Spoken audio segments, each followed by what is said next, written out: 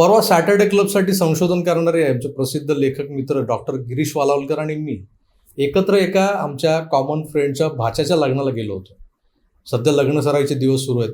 पाठोपाठ ख्रिसमस, त्यानंतर new year येते. म्हणजे हे समारंभाचे आणि पार्ट्यांचे दिवस आहेत. आम्ही ज्या लग्नात पाहुणे म्हणून गेलो होतो तिथे बसल्या बसल्या आमच्या नजरेत जे पडलं त्यावर आमच्या चर्चा सुरू झाल्या. सभोवताली सगळेच लोक कसे नटून थटून वगैरे आलेले.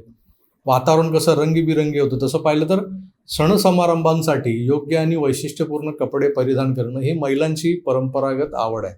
पण आता पुरुषसुद्धा चांगले कपडे घालण्याबद्दल सजग झालेत.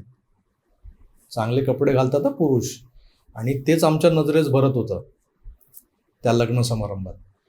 डॉक्टर वालावलकर म्हणाले की हा एक चांगला टॉपिक आहे.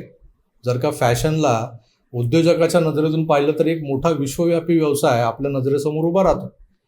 मी म्हटलं मग वाट कसली बघता. यावेळच्या सॅटर्डे क्लबसाठी फॅशन इंडस्ट्री कम फॅशन डिझायनिंग यावरच लिहा. तेव्हा आजचा एपिसोड हा फॅशनेबल असणार आहे. नमस्कार मित्र, तुम्ही पाहतात आकार डिझायनवरचा विशेष कार्यक्रम सॅटर्डे क्लब. मंडळी, नव्या फॅशनचे आणि उत्तम रीतीने डिझाईन केलेले कपडे घालून आपण अधिक आकर्षक दिसावं असं आज सर्वांनाच वाटतं. वस्त्र परिधान करणाऱ्या व्यक्तीचं व्यक्तिमत्व खुलून उठावं यासाठी वस्त्रांचं कलात्मक आरेखन, सौंदर्यपूर्ण निर्मिती करणं म्हणजे फॅशन डिझाईन. त्या वस्त्रांना सुयोग्य असे दागिने, पर्स, पादत्राणं किंवा पुरुषांसाठी बेल्ट्स, हात रुमाल यासारख्या इतर पूरक साहित्याची निर्मिती हे सुद्धा फॅशन डिझायनिंगमध्येच समाविष्ट केलं जातं. फॅशन डिझायनिंग सतत बदलत राहणं, अनेक आवर्तनं घेणारं, कसलेही अंदाज न बांधता येणारं क्षेत्र आहे. इथे यशस्वी होणाऱ्या उद्योजकाला अमाप पैशांबरोबरच झगमगतं वलयसुद्धा प्राप्त होतं, आणि म्हणूनच इथे अनेक आव्हानं आणि तीव्र स्पर्धा आहे.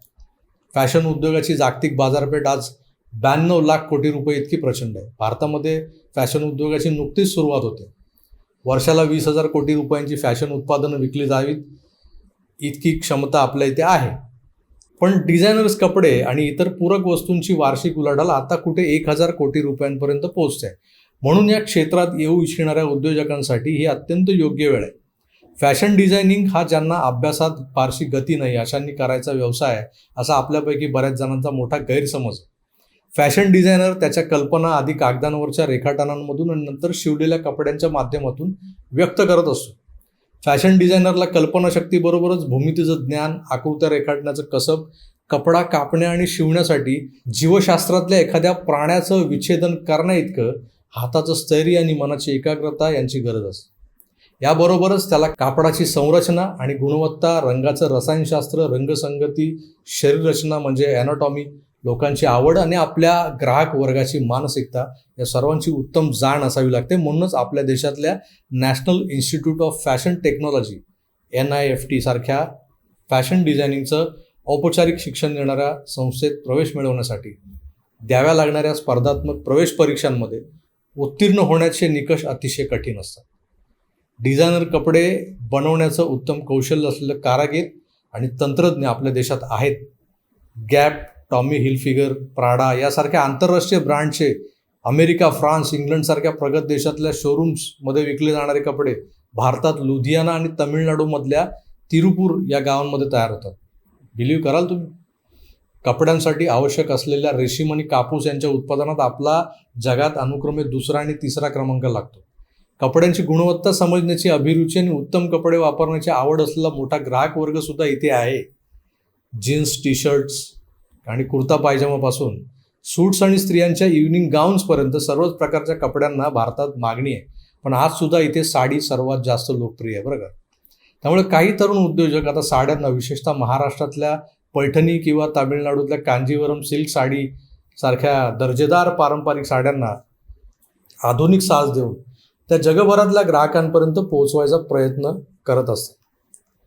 बरं, बहुतेक लोकांना हे असे खास डिझाईन केलेले कपडे वापरायची इच्छा असते, तरी बऱ्याच वेळा त्या कपड्यांची किंमत आपल्या आवाक्याबाहेर असते.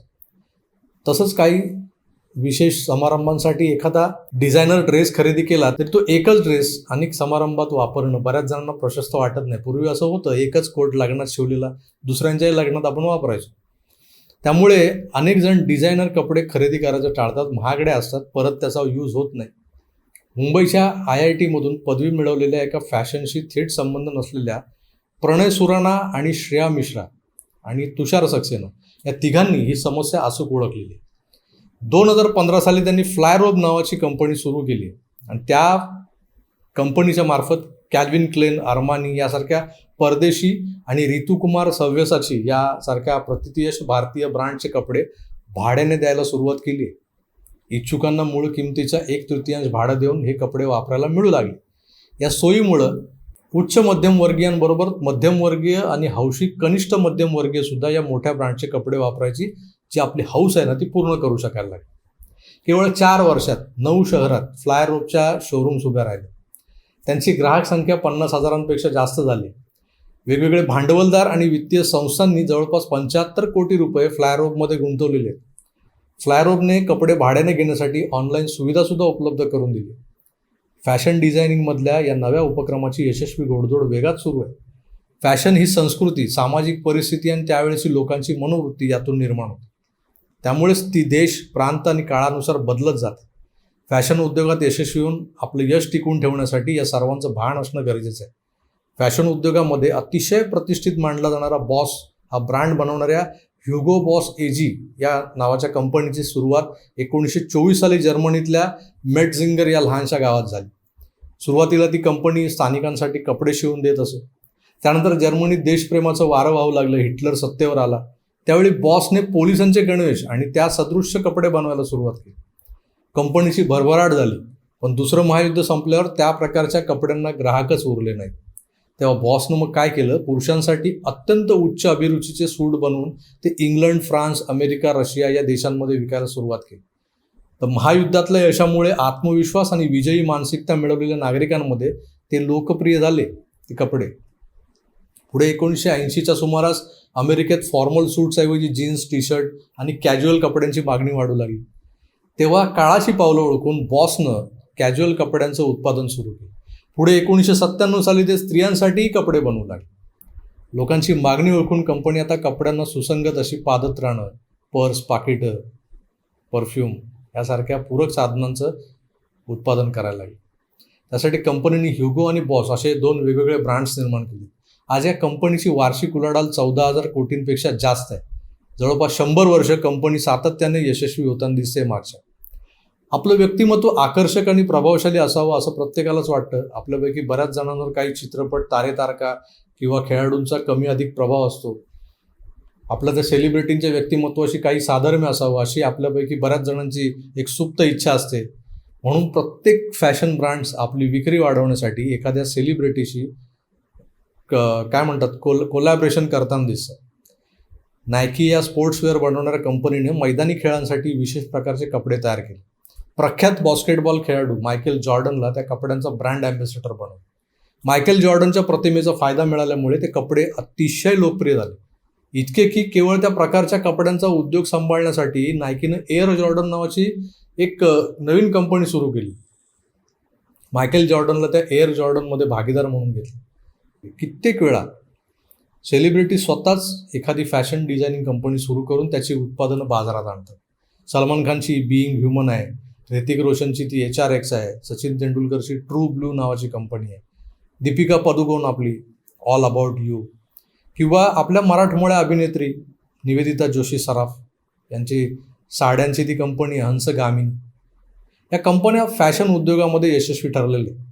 सेलिब्रिटींच्या नावामुळे त्यांच्या कंपन्यांची उत्पादन लोकांच्या नजरेत लवकर भरतात, लक्षात राहतात आणि त्यामुळे ती प्रस्थापित होण्यासाठी मदत मिळते.